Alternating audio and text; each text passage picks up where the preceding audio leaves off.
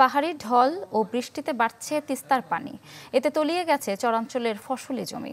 পানি বাড়ায় তিস্তা ব্যারেজের সব জলকপাট খুলে দেওয়া হয়েছে।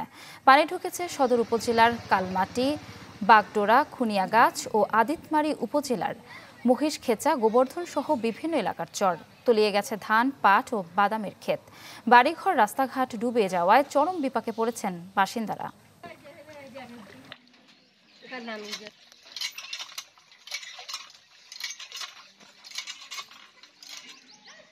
নগদে 500 টাকা বা তার বেশি পেমেন্টে পেতে পারেন ঢাকায় জমিসহ 20 কোটি টাকার পুরস্কার।